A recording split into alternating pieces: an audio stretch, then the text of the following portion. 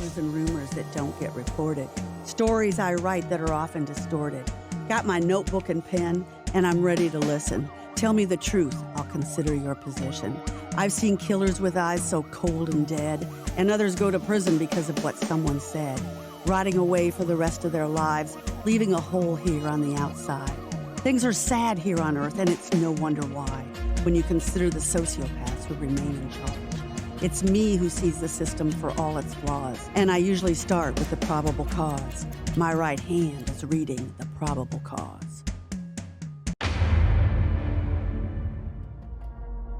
Welcome to The Probable Cause. This is a podcast covering the criminal justice system in Allen County, Indiana, northeastern Indiana, and often the state of Indiana. I'm Jamie Duffy, your host and a locally based journalist. To my left over there is Michael McAlexander. He is the co-host, and he is the Allen County Prosecutor. Also on board will be my right hand. She comes to this podcast over the phone as she continues to fight her health battle. So glad she's here. She knows a lot about the criminal justice system because of what she had to go through losing her son to homicide almost 9 years ago. Now, as you can see, we have another guest here. His name is James Posey. He is a deputy prosecutor here in Allen County. He focuses, he says, on level 1 and level 5 felonies with the occasional murder thrown in. We're so glad to have you. One of the reasons that we decided to have Mr. Posey on here is that he is very concerned about the shift to prosecuting the mentally ill because of the disappearance of mental institutions and psych wards. This did happen all over the United States, not just the state. And I think since the 50s and 60s and the 80s when it really got started, we have tried to claw back on this and somehow take care of these people. And right now, it isn't going so well. Anyway, but first the courts, as always the courts. Mike, do you want to get us going on that, please? This week we've got 2 trials in process, a murder case that I think you want to make some comments on that's in its second day, and then a battery to a police officer case that has been pending for over 2 years. So it's been a case that's had, that defendant has a couple of other cases pending, but he's been through several lawyers. He tried to represent himself for a while. Oh, so boy. It's taken a while to get that case to trial. So actually, there was a case there where his girlfriend put money on his commissary, and it turned into a perjury charge, and people are still reading that story on The Probable Cause. So I want to encourage you that, yes, there is a murder trial. I was there for the opening arguments yesterday at Shanford. He is, trying to think of how old he is. He's either in his 20s or his 30s. He and a woman named Quenisha Gaylor are accused of murder in the case of Tornor Doby and another woman, Anisha Jackson. I called it the tit-for-tat violence because the one guy, Tornor, is accused, I mean, he's no longer with us, of throwing a computer through Quenisha's beauty parlor, and then that made her mad, so she drove over there with Shanford. She took one of her computer items, threw it in the window, but unfortunately there were guns involved too. The opening arguments are really good. You can actually hear the bullets when Tyree Barfield got up there he zoomed in on a video that I assume will be showed in court later on. Mike can correct me on that if that's not true. Tyree Barfield and David Frank are defending Shanford. You have on the other side Deputy Prosecutor Rachel Geschwend, and then you also have Chief Deputy Prosecutor Tom Shaley. Also, Miranda Goodman is the lead homicide detective on that. Okay. So, and there was this big box of evidence that came in yesterday, and I said, is that evidence? And Tom Shaley said, maybe. So I hope I'm not missing it today. I have a feeling I am, but I'd rather be with you all anyway. I can make it there tomorrow. He brought that into the courtroom this morning. He did? Getting his exercise, yes. Oh. Tom did? I was going to say yes, it's back. It was a homicide detective, Scott Wilson, who I think brought it in yesterday. I've never seen such a huge box of evidence, and now I'm thinking that's probably the computer tower. Could be. Don't know. Could be, don't know. All right, we'll find out. Anyway, now on to mental health and the prosecutor's office and the state of Indiana. But, well, I think we should first find out about James. You grew up here. Yes, I did. I went to Snyder High School. Snyder High School. And then where did you go to college? From there, I went to Bloomington for both undergraduate and law school. And you said you were interested in pre-med. When I went off to college, I wanted to do pre-med.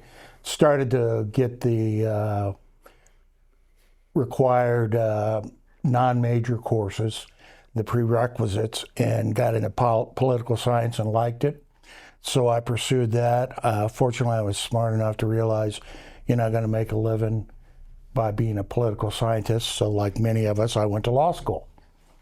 There are many political scientist majors that are lawyers. I believe it. History and poli-sci, Yes. I believe, are the two big ones. Were you on the debate team in high school? No, I was not. I did a lot of athletics, so I was. Oh, you did? What athletics did you do? I played football and wrestled. You know, I was going to guess that you were a wrestler. I wonder what made me think that. I mean, those shoulders are about this wide. Anyway. Well, I used to play running back, but that was a lot of poundage ago. So. The glory days, right? Right. Yes. Right. All right. So you just decided that, was there any professor down there at IU that just really got you interested? I don't think so. Once I got into political science, there were a lot that motivated me, and took constitutional law classes. Oh. And really enjoyed that, and decided to go on.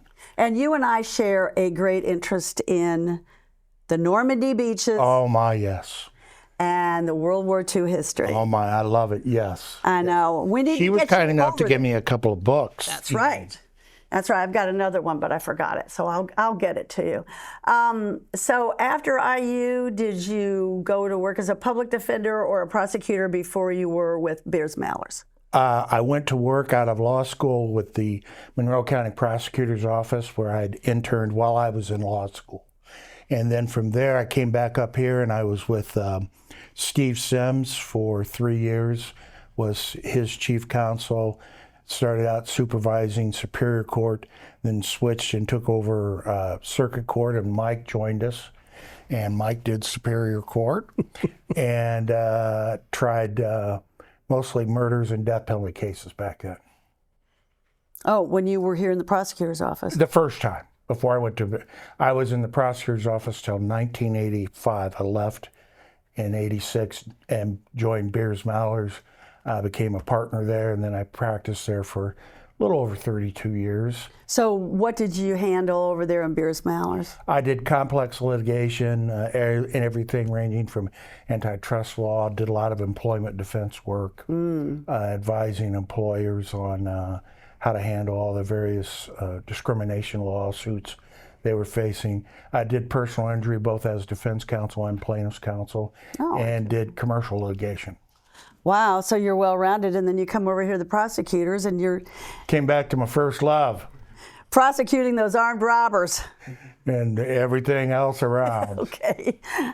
I'll throw in a little bit that back in 83, 84, 85, Jim and at the time Chief Deputy Greg Fumarolo, who later became a longtime public defender, did the first, I believe, death penalty case in Allen County against Charlie Red Smith, what was referred to as the Elegant Farmer homicide, where a young woman was killed going to a Christmas party at the Elegant Farmer restaurant that was on the US 30 bypass, kind of near Lake, between Lake and State. And just innocently walking into a restaurant, and a guy came up and shot her. It was a very big case at the time. Was she in the parking lot or inside? Yeah, she was just going in for a Christmas party. And they were affectionately, or Jim and Greg were affectionately known as the Beef Brothers as a trial team. Yes. And why was that? Well, we were both solidly built, is how I'll describe it. And we tried the murders, and I'm assuming that this guy was convicted. he was convicted and sentenced to death, and then on appeal, the Indiana Supreme Court determined that his lawyer was Ineffective. ineffective assistance of counsel. So the conviction was reversed. I was off in the world of private practice. He came back and got a new trial, and I'll tell a story on myself. So he came back, got a new trial, and he was acquitted at the new trial. And I was standing in line to get a lunch one day, and somebody says, "Hey, Mr. Posey." He starts pulling on my shirt. I turn around, and there's Charlie Red.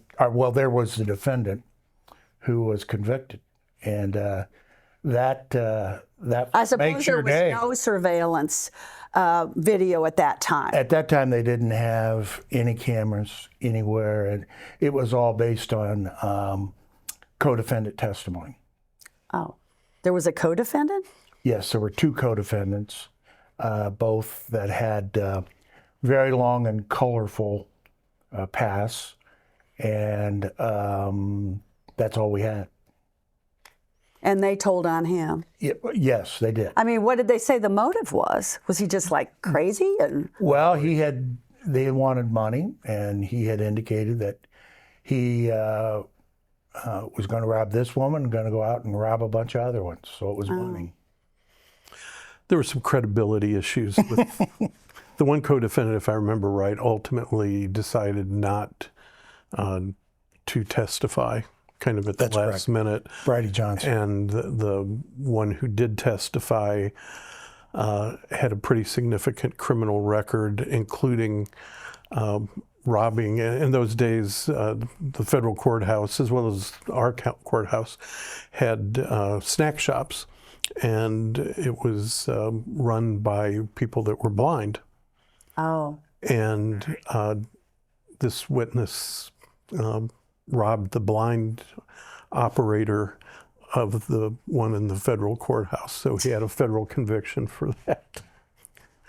Yeah, it was, and I think that brings us to the focus of today, like a number of cases that Greg and I, Mike, tried were based on eyewitness testimony alone back then. And we convicted a guy for murder on a lady who looked out of her window for a couple seconds and said she could identify one of the defendants. And that kind of testimony has been brought into question by a number of studies since the 80s.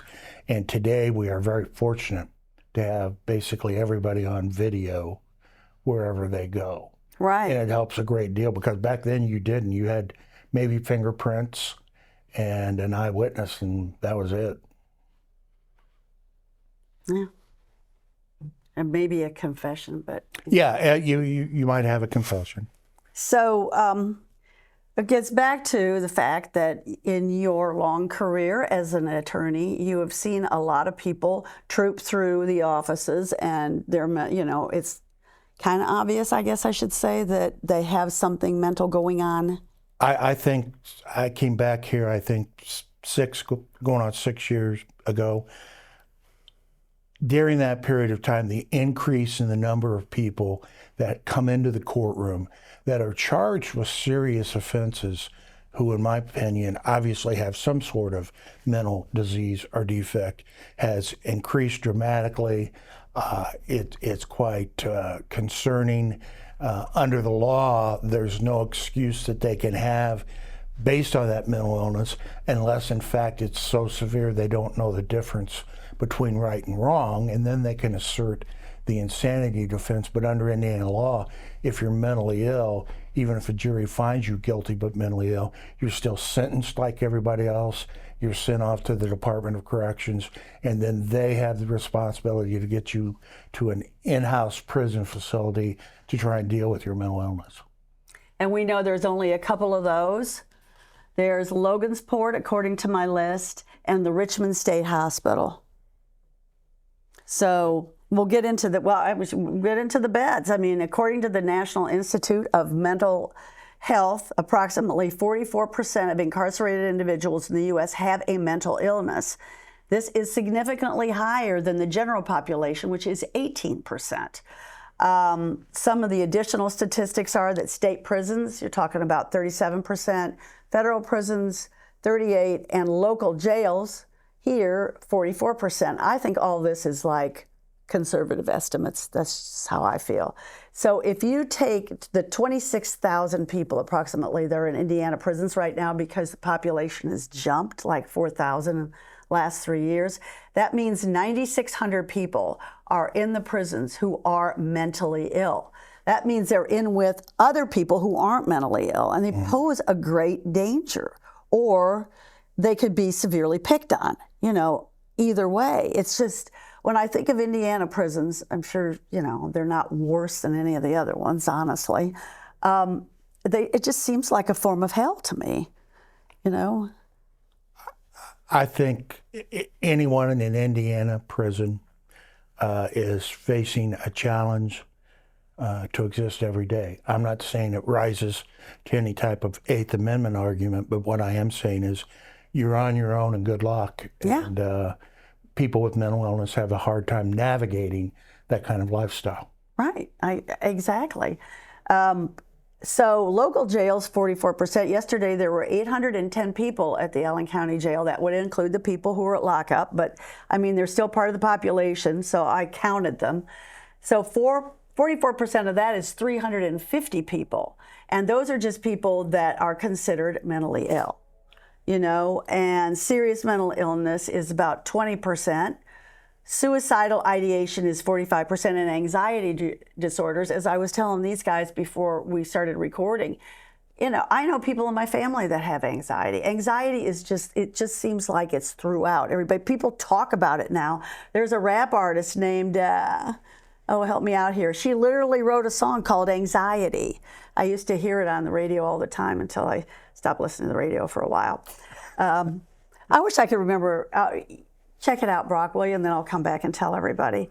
Another thing that we need to consider here is sexual abuse. I contacted Courtney Jenkins, who was the first individual to start the JCAP program. It was up in Kosciuszko County. And she started it several years ago. She's not in charge of it right now. She took some surveys. That's the Jail Chemical Additions program, by the way. I should say that. Anyway, in her survey, she found that 85 to 95% of the people at the jail were sexually abused when they were young. And to me, that is just horrifying. And it does come down on DCS. And I don't know where we stand with the DCS thing, and I don't know how, I think even the Chamber of Commerce in Indiana said we need more guidance counselors. What do you guys think? I don't know that I have an opinion, because at least when I was in high school, guidance counselors weren't psychologists. But they would report stuff. Yeah. Yeah, well, certainly there's a need for greater mental health assistance. I just had a family member go through some kind of anxiety issues. And, spent a little time at the waiting room at Parkviews, and just kind of watching some of the interaction of families that were there clearly with loved ones that were having issues, moms with their teenage kids, and you could just see the strain on all the people impacted. And this was, as far as I know, non-criminal people. We're getting the folks, you have to remember, that their acting out isn't just their mental illness, where they can make it very difficult on their family members, but they've done something either to physically harm others or self-medicate and abuse drugs. They've broken the law. So their issues are compounded, because we're trying to take these legal standards of competence and allowance for mental health issues and plug them in, hopefully identify it and try to get them help as part of any criminal sentence they get. So you do try and get them help? Almost every case that we put people on probation for, we have a provision in the plea agreement for them to get either a psychological or a substance abuse evaluation. And one of the terms of their probation then is to follow those recommendations. Our goal with those people is to keep them from coming back into the system. But so often they are pretty well advanced in their mental health issues or substance abuse issues, and there's only so much we can do, and many times they're resistant to treatment. They're only going because we're forcing them to go to treatment. As I understand it, for a lot of people with mental health issues, the medicines that they are prescribed can have very negative impacts on them until they find the right kind of combo or the right medicine. I know with my family member, it was a change in medications that put them into kind of a tailspin from a medicine that they'd used for quite a while. So it's... Why did they change the medication? Well, there was a reaction that the person was having, and they thought a different medication might get rid of that other reaction. So, but it had exactly the opposite effect, made everything worse. So it's just, these are not... It's so difficult, really. They're very difficult issues.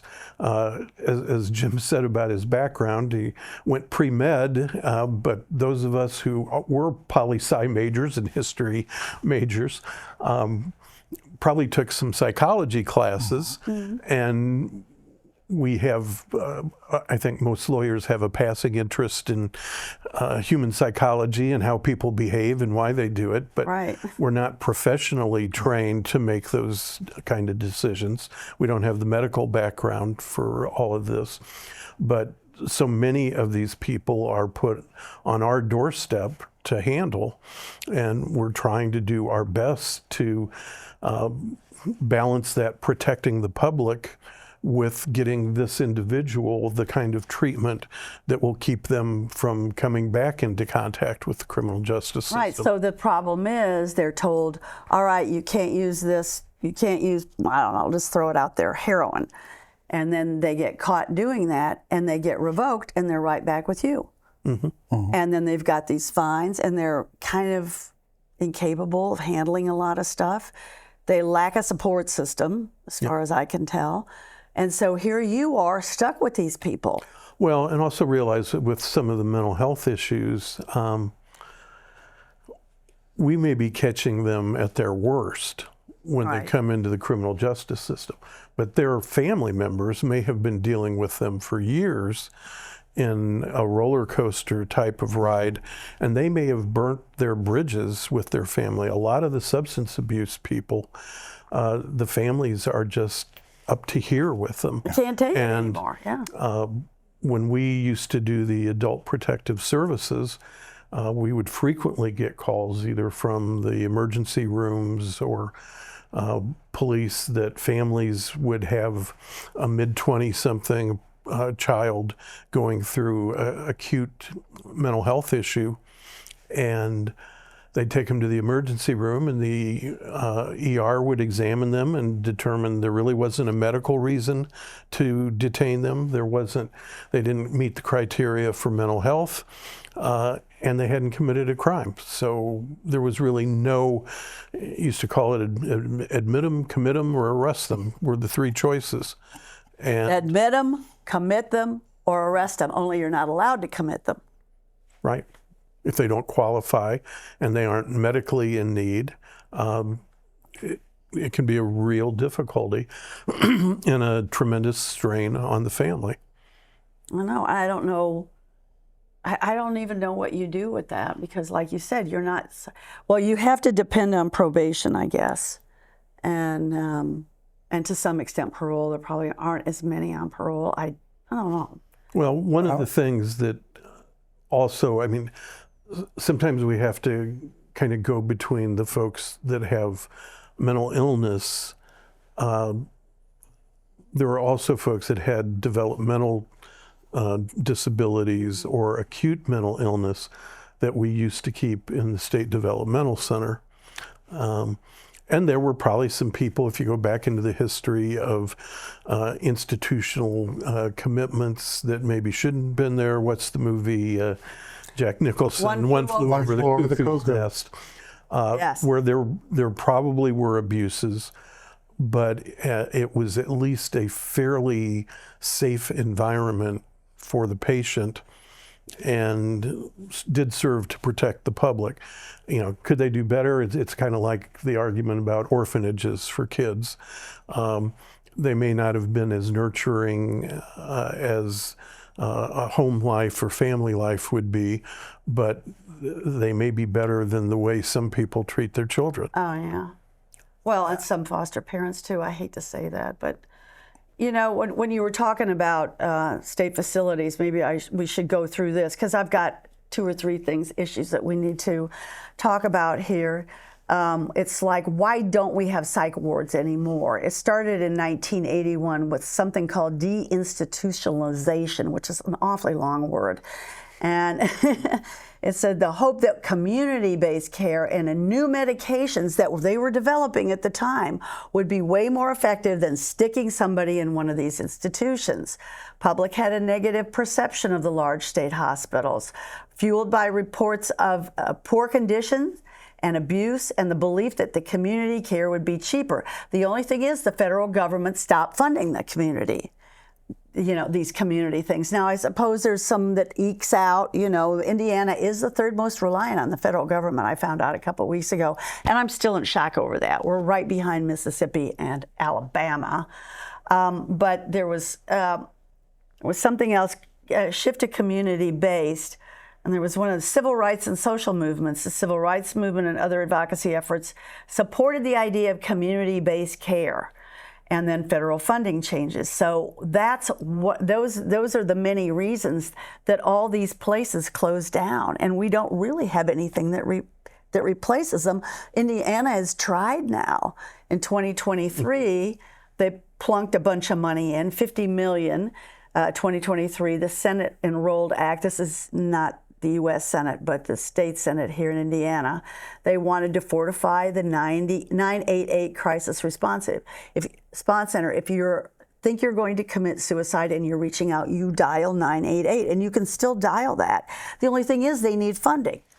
And it looks like with the Medicare payments that are going down, that I mean, it was Governor Holcomb that was really pushing this, and then we also had Lieutenant Governor Suzanne Crouch, who was very much an advocate for this. But unfortunately, it looks as though we're not going to get that money again. So we went from 48th in the nation for public health funding to 26. Now I think we're going to be heading back down that way. And I think it's a real shame. If you guys want to comment on that. Do you reach out to your state senators and representatives, by the way? Because I thought, okay, who am I going to even contact about this? Do they know how you all feel? We talk to them. I've expressed opinions on some of this and told folks that there's a group right now called Restore Allen that Commissioner Ron Turpin has kind of engaged through Ambassador Enterprises to do a study into the effectiveness and use of the criminal justice system in Allen County. I'm on the strategic advisory team for that. They're supposed to come up with some recommendations by the end of the year. When we went through the whole jail building debate over the last couple of years, there were a lot of people out there that kind of acted like we didn't recognize we had a problem. Well, the sheriff, myself, the judges, we're all very aware Right. of who's in our court system. Oh, yeah. And it's not like we don't know, but I mean, I know in one of these meetings I said, you want magic answers. I mean, some of this obviously goes back to how families are constituted, how are we teaching, if we are, moral values and appropriateness, behavior and civility among each other. But if we are looking at solving the mental health and the substance abuse issues, we need lockdown facilities that we could put people in that they can't just walk away from and give them treatment. Now, to do that on a large scale basis would be extremely expensive.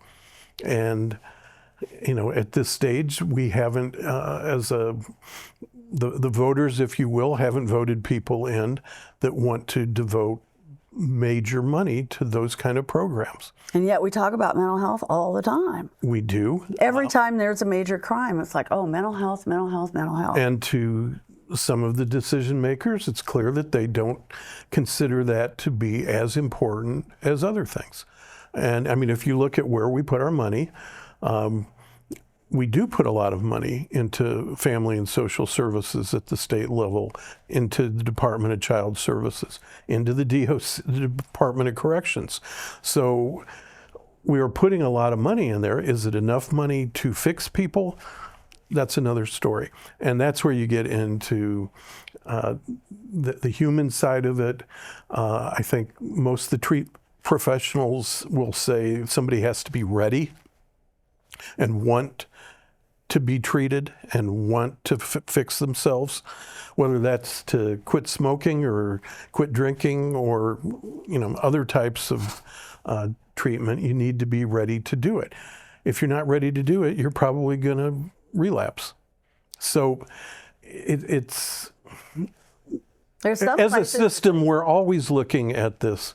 I mean, we can measure it looking at recidivism and say who comes back in the system. Were we successful or not? If they didn't commit any new crimes while they were on probation, were we successful? I mean, ultimately, you know, in a pure sense, I'd say we're successful if they don't come back in the system, if they go out and get a job and become a productive member of the community.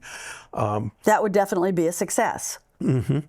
But where do we draw those lines of success, and how many resources do we want to throw at it? And that is kind of a moving target. What do we expect? What do we define as success? And those are tough issues to be in charge of budgeting.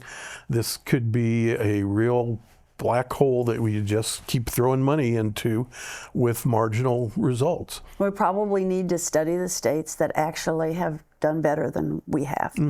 I mean, right now, okay, so Suzanne Crouch also, and she wrote some commentary for the Indiana Capitol Chronicle, which is a great way. It's free to subscribe. You find out everything that's going on down in the state legislature and Indiana. They have some great environmental articles as well. She said that you need to have, the optimum is 50 beds per 100,000 people in your state. We have 6.8 million, I believe. At least that's what I found, that Indiana is 6.8 million people, so close to 7. So you need, per 100,000, you need 50. 30 is kind of acceptable. It's viewed as a mild shortage. Indiana has 11.9 beds per 100,000. If we had 50 beds per 100,000, we would have 3,400 beds. Right now, we have 810 beds, according to my calculations. So it would be great if we could just start increasing that a little bit, you know, and they could probably do that by very direct attention on, let's get those facilities. Let's get more beds in there. And then, of course, you have to find the people to treat them. I was going to say, the personnel costs go right up. So, yeah, I suppose this is where I should say I believe in national health insurance, because I did live under England and France, and I think they do a better job. But Mr. Posey. I always tease him because he's got a French last name. All right, so that's 11.9 beds.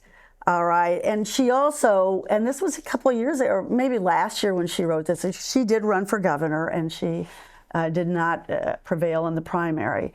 She said she cited statistics that Medicaid is the largest payer for behavioral health services, and when she wrote this, there was talk of reducing funding. And I can recall some kind of a story where the state lost $1 billion in Medicaid, and I don't know that they ever recovered it. I don't even know how they lost it. I don't know. But Medicaid is really...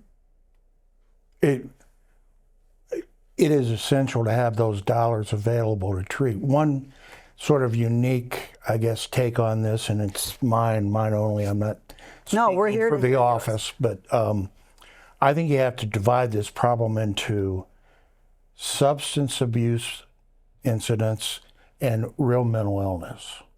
And if you isolate it to mental illness and can get a real handle on how large that population is. And I agree, some substance abuse can pour over and develop into mental illness, but substance abuse, I view that those people eventually have to realize they're accountable for their own actions, and they chose to put themselves where they are. So they have some responsibility. Mental illness, where someone's mother used fentanyl when they were developing and the baby comes out with all kinds of disabilities and schizophrenic personalities, obsessive compulsive. Those people, I believe, and I'll trail off a mic, some of those people do need to be incarcerated. Not in the sense of a jail, but in a facility to treat them, because when we go into court and you have somebody who's walking down the street, I've got a case like this where the guy's just walking down the street and another guy comes up who's just yelling and talking to himself, and he says, I'm going to kill you, MF. I'm going to kill you, MF. And he stabs him. And he stabs him a couple This is times. one of your cases? Yes. Okay. So how do you go to the guy who's been stabbed and say, I'm really sorry you've been stabbed, but we're going to not extract any jail time for this person because they have a mental illness? And those conversations don't go over very well.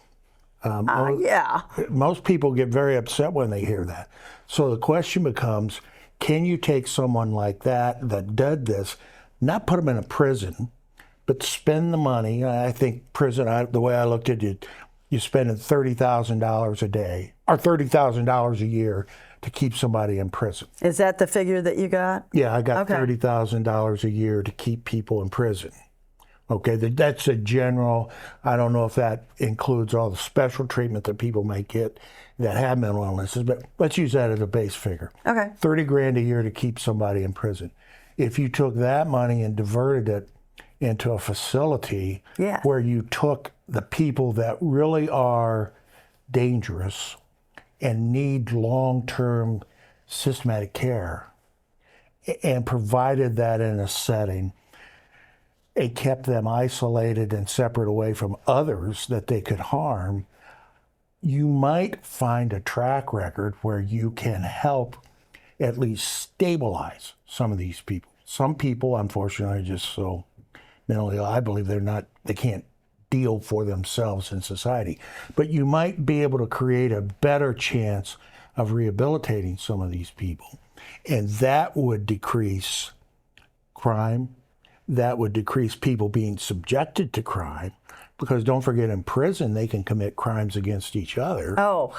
And so, if you're off your rocker and you're in prison, you're going to keep stabbing people, regardless of what they force down your throat every day. So to me, that's important. To the ones that are more either less severe, more substantive abuse caused, I would submit we need some sort of facilities where we want to help them, but we want to make them accountable. Because as I told you, one of the worst things you hear is he quit taking his medication, and when he quit taking his medication, he started stealing again, and breaking into stores and things like that because he wouldn't take his medication. Well, we've got to find a way to make sure these people are taking their medication. I agree. Let's find out what they do other places. I'm for that because people can say, oh, you could never do that. My answer to that is, well, how do we know we could never do that? And secondly, so you're just saying we're going to live this way? Yeah. That's how our society is going to be? And I think we owe it to try and do better. Well, I notice when I go up Wells Street, like on the right when you're almost to Coliseum, there's some kind of place where you go where you get your methadone. All right. Is that the one place in town where you go get it? Because that's not going to be handy to somebody. That's the place I've heard the most of. It's privately run. Yeah. It's privately run, but it's like if you need that and that's going to keep you stabilized, that you're not going to take, well, I don't know that a lot of people do heroin right now, but that's, methadone. I met a woman once in the Salvation Army. She was on methadone and it was freezing out. And I said, and she had just like a little strapless thing. And I said, don't you need a coat? And she said, oh, I'm on methadone. I'm hot. This just, I can't, it feels good to me. So, yeah, but that's the one place. It's clear up north, almost to Coliseum Boulevard off Wells Street. Well, how are the people way down there in the south side or clear over in Southwest? How are they going to get to that place? Many of whom can't drive. They can't drive, and I don't think the bus, especially, you do want to be working at all, And those are people that are not necessarily under supervision by the criminal justice system because I don't believe that the courts have authorized that as a treatment that they use. We use antabuse for Still? alcohol issues. Still? Mm-hmm. And I think it's successful. Well, we still run the alcohol abuse deterrent program. It's got a board, but it's a private entity, but works in cooperation with the Allen Circuit Court. Mm-hmm. Oh, I should probably contact them because I've had defense attorneys tell me that it doesn't work. In fact, I went and got a picture of that once. And so I parked across the street from AADP, and there's a fellow who lives right there, and he tells me that they hold it under their tongue when they get the pill. They walk the street, and then as soon as they get over there, they spit it out. This is a witness. Well, I don't want to be telling on anybody. I'm not going to say that has never happened, but the reason they go there is to check them to make sure that they swallow the pill. Now, so I'm sure some people, they're always trying to beat the system. We have people that use what's called a whizzinator to give urine samples. There's all... A whizzinator? It's kind of like in the jail, the people that learned how to communicate through the toilets. Oh, yes. Humans have a lot of ingenuity and ways to beat the system or try to, but there have been a lot of successes in those programs. They may use Suboxone too. Suboxone is used a lot. Instead of methadone as a heroin or opioids. Opioid, yeah, Suboxone. I did not know that they still use antabuse. But I was glad you brought up something. I'm trying to remember what it was because, well, we'll go on and then maybe I'll think about it. We should talk about what the state protocol actually is for people who wind up at Parkview Behavioral Health, maybe Maple Heights.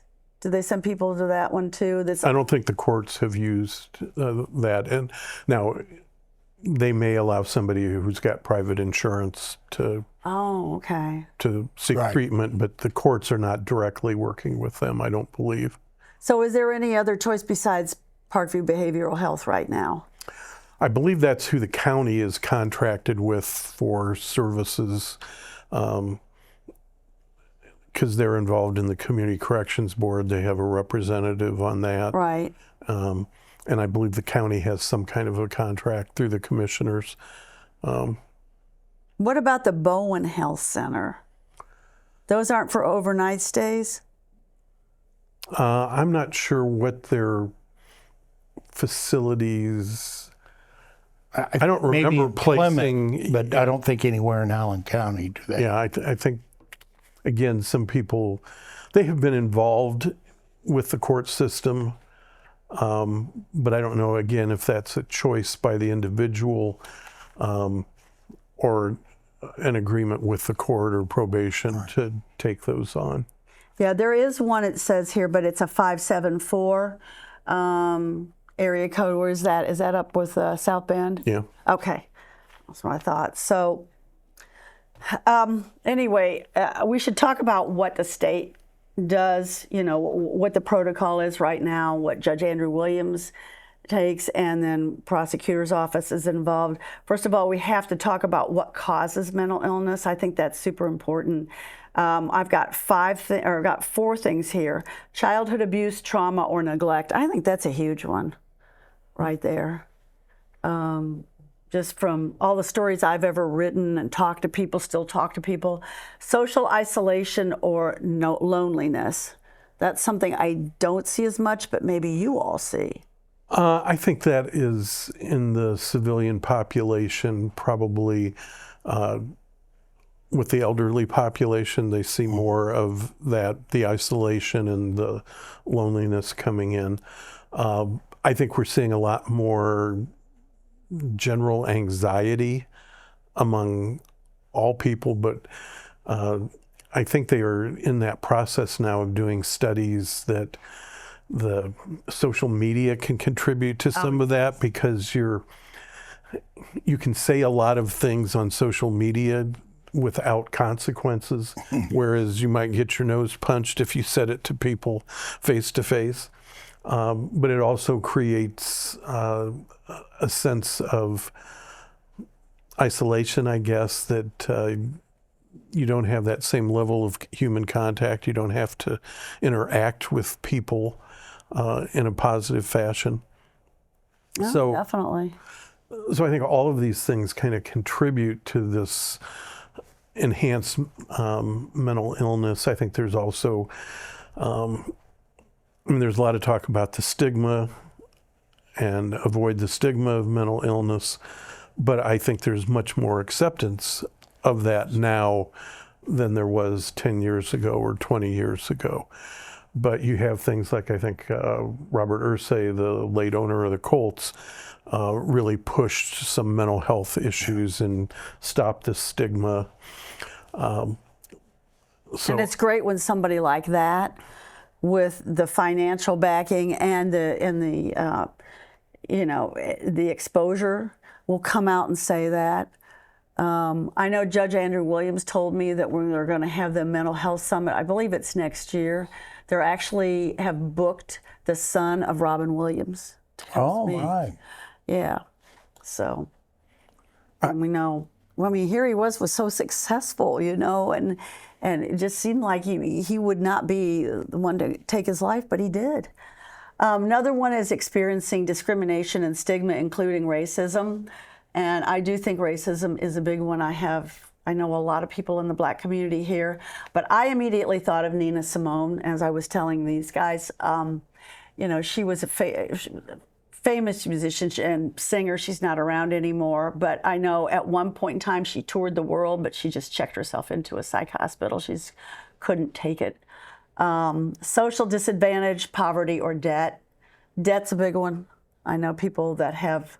When I did a story on medical debt for the Journal-Gazette, I found out that people literally kill themselves over medical debt. They just, it gets into the millions, and it just can't sleep at night, and it just leads them to something like that, and it's just so sad. Our suicide rate has gone up, I do believe. And then the other reason is bereavement. If you lose somebody close to you and you don't have maybe that group, that church, or some kind of socialization to help you get through it, it could cause mental illness. That's what it's saying. Well, certainly I think contributes to depression. And there's a lot of talk. People do talk a lot about anxiety and depression. Now, I know who the music star is. It just came to me. Her name's Doechii. I was just added. Doechin. And this is literally the name of the song. Anxiety. Just. She sings it with Sleepy Hollow, though. Don't forget that.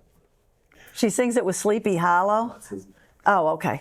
All right. No. You know, one of the things I've learned is that people will say that they suffer from depression.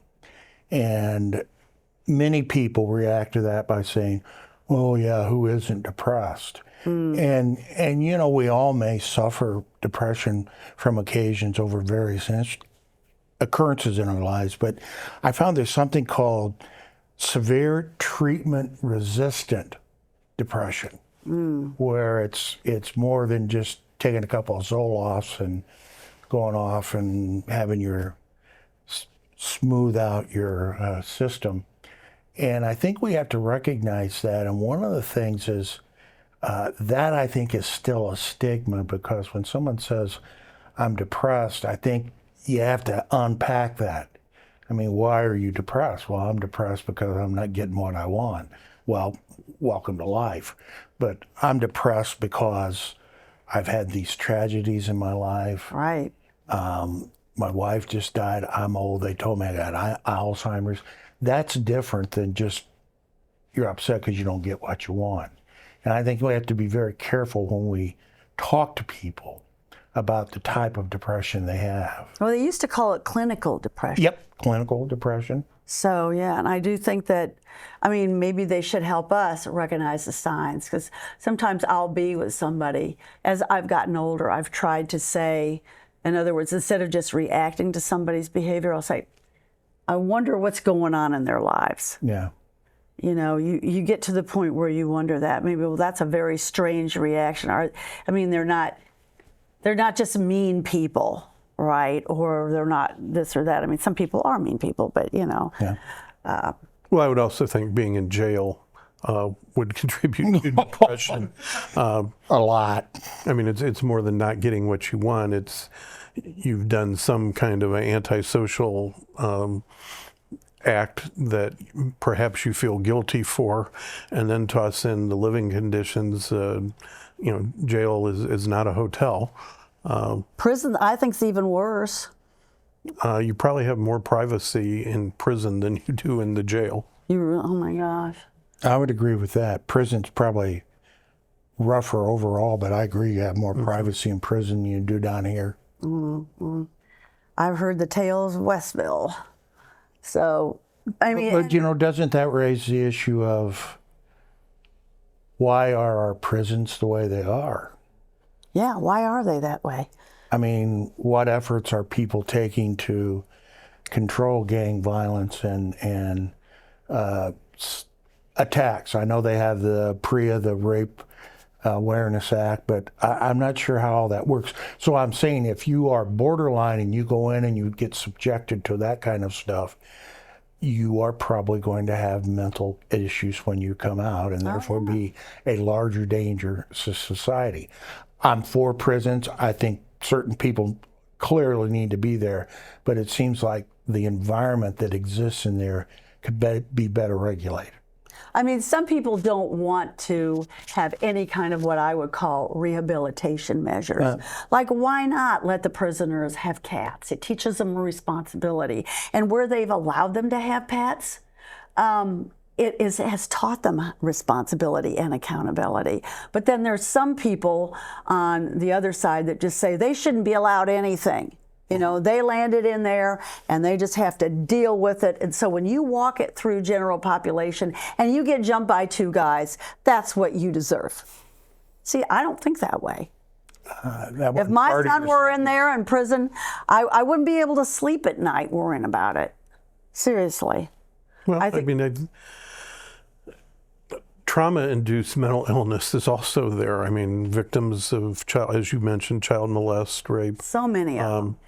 PTSD. There's a lot of things that can mess us up. Yeah. And when you put somebody in solitary, tell me how that improves anything. I just don't understand. Oh, this is just such a lovely conversation we're having, isn't it? Depression, anxiety. We'll get through it. All right. As of late 2025, there does not appear to be a major push in Indiana to extend the standard 48-hour emergency mental health hold period. This is because the state's involuntary commitment laws were already substantially updated in 2023. So with this, it did change. Okay, you can take them there and they're held for 48 hours. This is according to this, and then I also talked to Judge Williams. But they can also move it to 14 days through the doctor. This is the change. The doctor or a private, what do I want to say? A physician's assistant, nurse practitioner, they can do the evaluations. The doctor will attest to it. Still need a court order to get it through the 14 days, where you hope that that evaluation will bring some kind of a result that's good for that person and for society. Is that what you're seeing? I don't think we see that much of the civil side. Many years ago, we used to participate in the civil commitment hearings. We basically prosecuted them. Do you want to say what those are? Because I don't think people, they're going to hear civil and they're not going to realize that it has to do with the courts.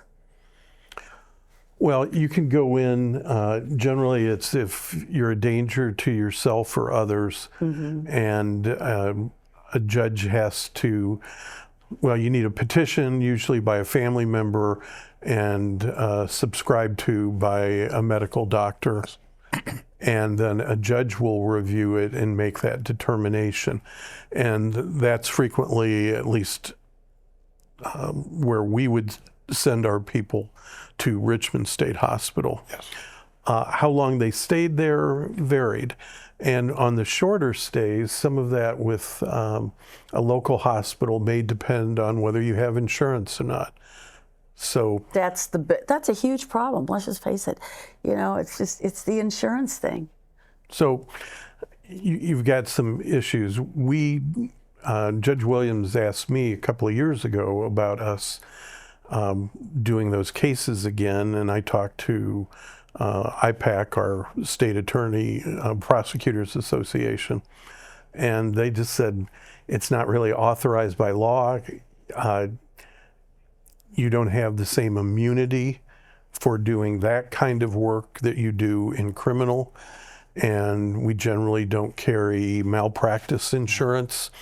Look at how many times the sheriff gets sued for all sorts of things that are related to mental health, and they basically said, you don't have any coverage for that, so don't get back into it. But what would your role have been if you got back into civil commitment? Well, we ran the hearings. We would call the family member to describe what was the behavior that they had witnessed of the defendant, whether that was hallucinations, acting out, acute alcoholism, stuff like that, and then have a doctor then testify as to the medical psychiatric reasons for why that person needed to be committed, to give a professional opinion on whether the person was a danger to themselves or to others. It seems like we need to somehow streamline the process too. If you have to go back to the doctor and back to the judge, and meanwhile the family doesn't know what to do with this individual. Well, and this is where you're into this whole the stereotype of one flew over the cuckoo's nest of, are you sending somebody who's having a crisis today, but once the crisis is over, is okay? How long do we want to keep somebody in that situation if the immediate crisis has ended? And so you get into some privacy concerns and liberty issues. And because you're not dealing with something that, like in the criminal justice system, when we have determinate sentencing, we send somebody away for so many years, and they know pretty much how to count that out. With this, it's much more potentially, or at least would appear to be more subjective. And that's part of the problem, because under those, I think it's good that they've extended the period of time that someone can be held, because one of those, it's a danger to yourself or others, and then there's a third category called gravely disabled. And that doesn't mean physically, it means you can't take care of yourself. I mean, you know, you don't bathe, you sleep in your car, you don't eat, those kind of things, which provides a foot in the door of trying to be more innovative in their treatment and care. And if you can hold them longer, you can get a better feel on that as to what you should do and whether or not really they should be committed. Well, Judge Williams says that you can extend that to 90 days. If, you know, but yes, and we do have people who are permanently committed. So, you know, I think the major thing that you talk about that I think is so important is making sure that the people take their meds. Almost anybody will tell you that you see it day in and day out. People come in, their lawyer says, I can't even talk to him, he won't respond to me, he's incompetent, he can't assist me. So they send them down to Logansport. Down at Logansport, they have a little class they go to, but they also get them on their medication. So they come back from Logansport, and you're back in the courtroom, and you go, wow, that guy's really improved. And the reason is he's taking his medications. And if, in fact, he gets out on bond or whatever, and he stops taking it, then he's back in on a new charge, and the whole process starts again. And he goes to Logansport, and he comes back, and he's fine because he's taking his medication. The key is, how do you keep them on taking their medication? Yeah, I wonder what they do. You know, how they do keep them on there. I mean, do we have like neighborhood health centers that, you know, where you stop in and just like Starbucks and, you know, get your meds? Well, a lot of that's still going to rely on the willingness of the patient / defendant to seek treatment. Of course, I mean, you have to offer incentives, you know, like drug court. Don't you get those little coins? And, you know, maybe we could do that. What else have you got here on this piece of paper that we haven't covered? Well, I think that one of the things I know in circuit court and our restoration court, we kind of combine treatment of both mental health issues as well as addiction. And one of the things, and again, I'm not speaking for the prosecutor's office or Mike, one of the things I thought is, can you expand that into higher level felonies? Now, there's a jurisdictional issue because we only file certain cases in circuit court, and other cases, most of the violent ones, are in superior court. But can you start some sort of program like that where at least you can say part of your ability to walk around free is take your drugs? And we're going to come in, and every 2 weeks or every week, we're going to test you. And if you're not, then we're going to take your bail away. We're going to send you down to the Huska and let you stay there, and we'll make sure you take it. There are a lot of due process issues involved. This whole thing is overlaid with due process to the individual who is mentally ill. But there are ways, in my opinion, that can be done. So you're talking about restoration court, which is people who get out of prison? Or, no, what's Dual diagnosis for mental health and substance abuse. But you get charged restoration court, is that? So wait a minute. Allen Circuit Court program. Judge Hand, Magistrate Trevino are the primary people handling that court. And I mean, what are the two things in there that go in there again? A dual diagnosis of a mental health issue and a substance abuse issue. Whereas drug court is for a drug abuse. It's not a mental health court. So this is different than drug court? Yep. Yes. Okay, so you have the mental health component too. Yes. All right, so... And most of our people in it right now have OWI offenses because that's what circuit court covers. We also have an OWI court that is in circuit because the local agreement splits.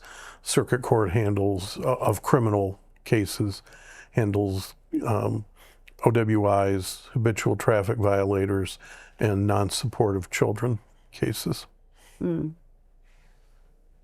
They're kind of tools floating around out there, and if you could combine some of them, I mean, why couldn't you have a mental health court for felonies in Superior Court?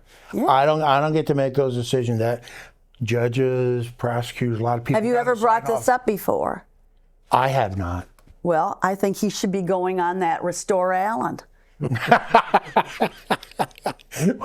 I want to make sure my boss is okay with it All before I right, do. we'll ask him right now. Can James please go on Restore Allen? At least, I mean, type up these great ideas that you have. That's what they need instead of, and I really think that it's worthwhile to look at what other jurisdictions do, what other countries do. I do want to put a plug in for the new jail because I'm always talking to Sheriff Hirschberger about this. They are supposed to have a 50-unit medical unit. It's not going to be a mental health wing, but that's where some people will wind up. Mm-hmm. And it was almost insisted upon during all these. And you remember, Mike, all the discussions. Mm-hmm. Will you be having a mental health? And, Sheriff Hirschberger will often say, look, we're not a hospital. No. We can't do all of this. And yet I honestly think, I talked to somebody up in South Bend once. He said that jail medical is very tricky, because of all the things that go into it. Yeah, go ahead. Hey, we haven't heard from her yet. They don't want to be a medical facility, but unfortunately they are. They have to accommodate that because that's the way it is. So Sheriff Hirschberger doesn't want to be a medical facility, and he insists that he's not going to be, but I think he's going to be forced to be. Well, yeah, he pretty much admits that. No, you're right, because when they do have medical issues, they take them to the hospital, and as long as they're still in their custody, it becomes a logistical nightmare because they have to put a guard on them 24/7. We've had situations where we work to get them on pretrial release if the medical liability is that great or the medical need is so great and they aren't a flight risk at that point. We've worked with the jail to get people out of jail so that the sheriff doesn't have because it gets very expensive. We had a case where we had a guy involved in a fatal accident who hurt his leg very badly, and was he the driver? Mm-hmm. Oh, okay. And he was in the hospital for 4 or 5 months, and they had to have a guard on him. Now, eventually, we were able to get him out, but it was costly to the sheriff, and it can be difficult. And from our standpoint, we get these requests periodically from people that are in prison that so-and-so has cancer or some illness. And I know this is hard to believe, but sometimes prisoners will lie to us. So it becomes a little tricky to want to verify that we're not getting played as an excuse to get out of prison or jail due to medical reasons. But they have medical wings at all those prisons down. Mm-hmm. Yeah, so it's, but it's a tough one for. I'm talking about mental health, though. Right. Even mental health is treated as a medical condition in the jail, and he's going to have to accommodate that.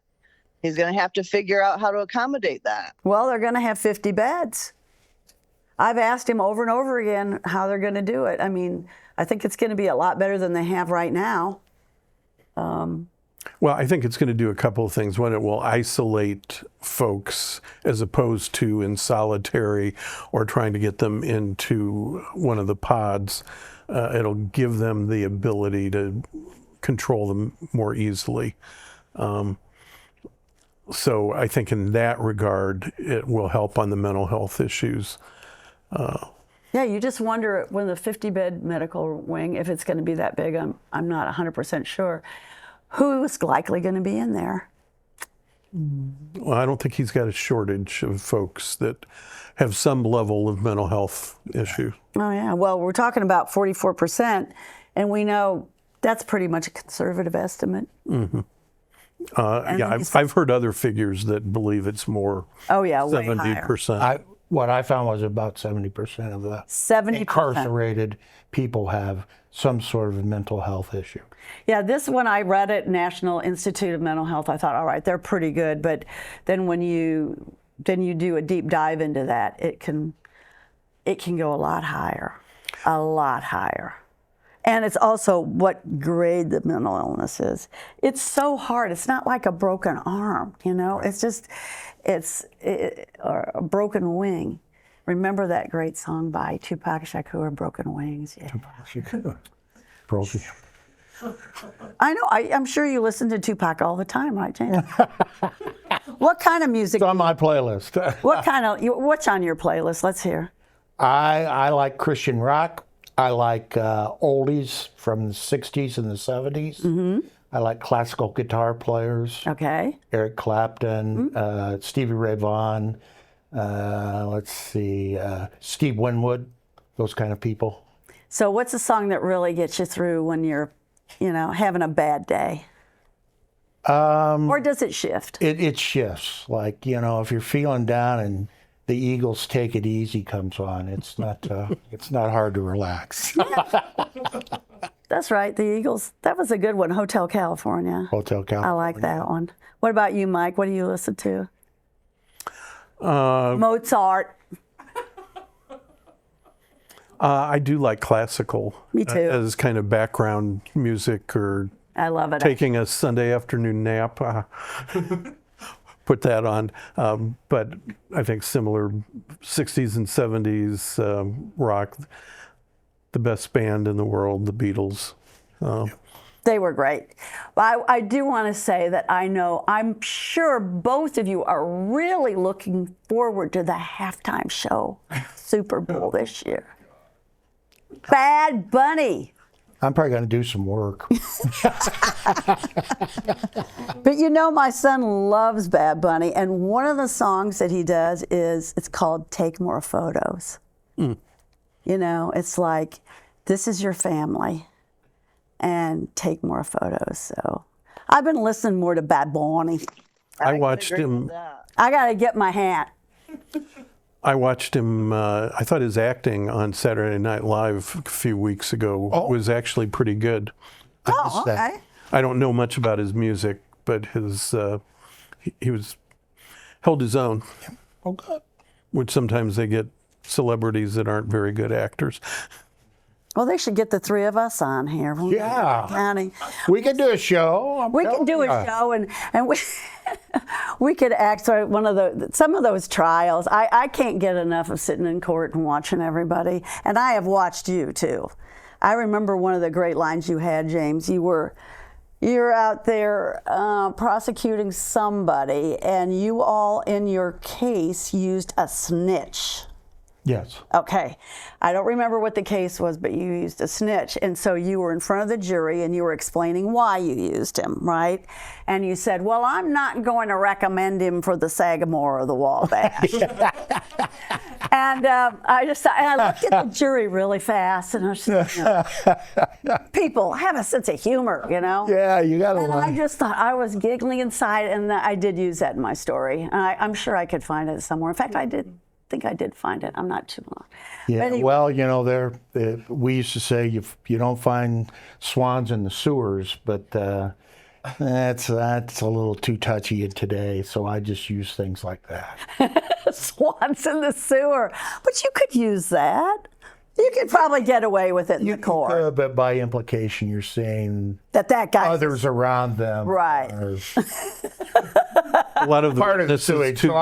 We used to use priests and nuns. This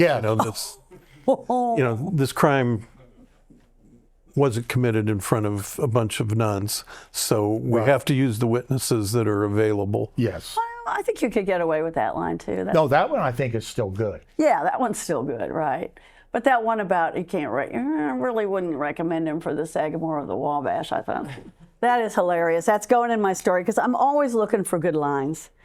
And so anyway, is there anything we didn't bring up? Because, I mean, this is a difficult subject. It really is. I mean, and trying to get a handle on it and what we should do. Basically, we've said these people not only need their meds, we need to make sure they take their meds. And I really think that some of your suggestions are worthwhile putting forward to that group. I guess the thing I would say is that it seems like an insurmountable problem, but so do many other things that we have conquered. And I think we owe it to ourselves and society to continue to pursue an avenue where we can hopefully address this, because it requires people to shift their paradigms, and it probably requires some people to give up some of their control and power, and it will require the taxpayers being willing to pay money to get the right systems in place that will hopefully down the road decrease the criminal justice expenses. So it does, though, if you have better treatment. I mean, they've done studies on this. You don't end up spending so much in incarceration. Yeah. So, but you know, we're not at that point yet. So, anyway, we had a great time today. Just remember that great time. We're talking about mental health, but we all care about this issue, I think. I think it's really important. We've all seen the effects of this. We've all seen the effects of social media on there. So anyway, you can see this one and others, of course, on www.theprobablecause.com.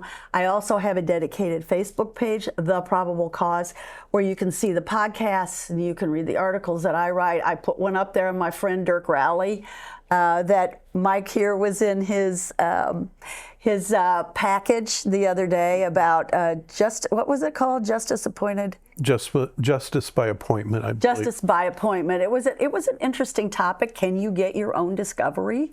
Can you go get that body cam and keep it for yourself if it's your own case? So I've always liked Dirk. Dirk's the one that got me to Wayne TV, and then I left, but it doesn't matter. So anyway, with that, we would like to ask you to follow us on Facebook. And for now, we are going to say goodbye from The Probable Cause. This episode is filmed and edited by Frosty Pictures. The Probable Cause is produced by Maumee Media.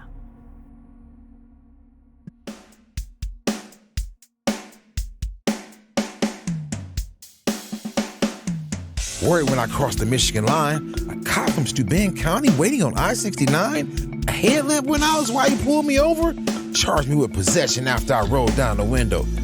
Now that's skunk. Indians a trip when it comes to weed. It's like who doesn't smoke or use gummies? Your grandpa, your brother, your rich friend from school? Hell, throw in the whole courthouse and my attorney too. It's time those assholes change these stupid laws. It ain't worth the paper for a probable cause. Sitting on a bar stool in my usual place, this guy next to me said he was looking for some cocaine. Hell, I just sold him an 8-ball with a little piece off for me. But my buyer was a cop? Should've known he was a creep. So I'm a dealer, right? You gotta be kidding. It's a rich man's drug. I just take it because I'm injured. 8 years in Westville with a monkey on my back. There's more drugs in here than you can shake a shank at. One dirty drug test, man, this system's flawed. Undercover screwed me in my probable cause. Street crimes never did me no favors. I'm hooked on Fetty. I'm a junkie, not a felon. Told that son of a bitch on the way to lockup. I can't seem to shake it. I need help, not mocking. What do you want from someone who's been through the system? Drugs all through the house before mom and dad went to prison. Throw me in jail and give me a fine? Someday I'll be dead and away from your kind. Now I'm at the courthouse in front of a judge. Can't say my public defender cares for me much. Crimes are committed on both sides of the law. God help me now with this probable cause. C shift never gets old. Anything can happen when you're out on patrol. You think I'm just eating donuts, man? Give me a break. Nothing on this job is a piece of cake. Lights and sirens activated, this knucklehead wants to chase. Baby mama at the scene just spit in my face. Wife's worried that someday I won't be pulling up at all. You'll read about my killer in a probable cause. Man. She went through my phone and she seen my text. I told her forget it. It was just my ex. She took a swing and knocked me flat. Man, I went wild to get her back. Judge slapped me with a no contact order. Now she's got the kids and she's staying with her mother. So she started it all and I have to take the fall. You can read my whole story in the probable when I was young. Caught a case for dealing and did my time. Yeah, I got a record, but I was doing fine. Running my own business on the southeast side. Yeah, I got a gun. I kept it on hand. Told the cop my reason, thought he'd understand. In this neighborhood, you need some protection. Attorney thought I could get just community corrections, but the judge decided to send me to prison. Can't get ahead no matter how hard I try. Read the probable cause, it'll make you Whispers cry. and rumors that don't get reported. Stories I write that are often distorted. Got my notebook and pen, and I'm ready to listen. Tell me the truth, I'll consider your position. I've seen killers with eyes so cold and dead, and others go to prison because of what someone said, rotting away for the rest of their lives, leaving a hole here on the outside. Things are sad here on earth, and it's no wonder why, when you consider the sociopaths who remain in charge. It's me who sees the system for all its flaws, and I usually start with the probable cause. My right hand is reading the probable cause.